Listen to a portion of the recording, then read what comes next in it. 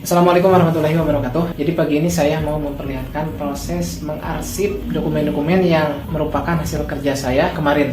Jadi jadwalnya itu ya teman-teman, kalau pagi sampai jam 10 itu saya nggak terlalu sibuk ya. Cuma yang saya kerjain adalah ini mengarsip gitu ya. Semua hasil transaksi saya yang hari kemarin yang udah di print, mulai dari notaritur, PB, surat jalan, mutasi GS ke BS atau sebaliknya, itu harus dicetak dan disatuin sama manualannya. Kayak misalkan ini kan ada notaritur. Nah kemarin notaritur ini udah saya BTB. Nah karena udah saya BTB, maka BTB-nya itu harus saya tempelkan di sini dan nanti saya storekan notaritur dan BTB-nya ini ke checker BS dan nanti dia akan ngecek apakah sama atau tidak. Begitupun dengan permintaan barang. Kan udah saya BKB. Nah BKB dan permintaan barangnya ini disatuin dan dikasih ke checker GS. Nah sekarang saya lagi ngerjain pengarsipan bukti terima barang untuk yang BS dan juga bukti keluar barang untuk yang GS. Ada juga sebagian retur box dan surat jalan. Kenapa harus dicek ulang ke bagian gudang? Karena tidak jarang juga ya teman-teman, misalkan di sini barangnya segini, tapi nanti di hasil BTB atau BKB-nya barangnya beda. Karena nggak jarang juga sistemnya itu error dengan sendirinya gitu, atau memang kita salah tapi di luar kontrol kita, jadi salah tapi kita nggak sadar, jadi ketahuannya kalau nanti dicek. Kalau misalkan nggak dicek ya nggak ketahuan, tahu-tahu nanti di gudangnya selisih pas opname.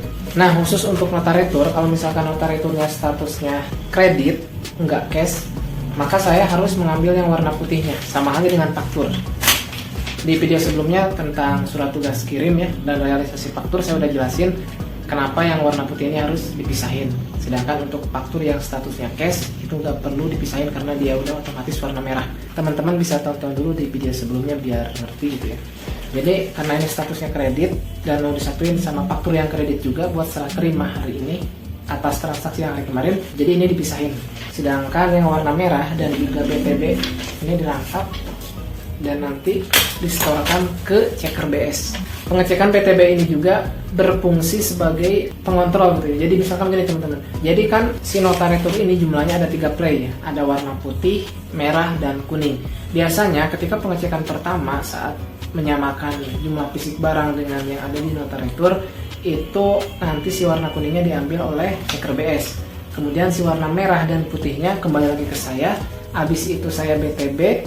Habis di BTB yang nanti kalau misalkan yang kredit saya ambil warna putihnya, kalau misalkan cash yang merah sama yang putihnya tetap disatuin sama BTB. Dan nanti untuk memastikan apakah fisik barang BS yang masuk itu sama dengan barang masuk secara sistem, maka mastiinnya adalah jumlah penerimaan barang berdasarkan notaritur hari kemarin dengan jumlah BTB yang saya laporkan nanti ke checker BS itu harus sama. Kalau misalkan ternyata kemarin notaritur jumlahnya ada 12, sedangkan BTB-nya yang kembali ke sana yang dicek itu cuma ada 10, berarti ada 2 toko yang belum BTB. Nah, hal itulah yang akan menyebabkan nanti selisih ketika opname BS. Kemudian di sini ada contoh lagi ya teman-teman, di sini ada permintaan barang, tapi karena bagian sales kanvasnya itu kemarin ada tambahan secara manual.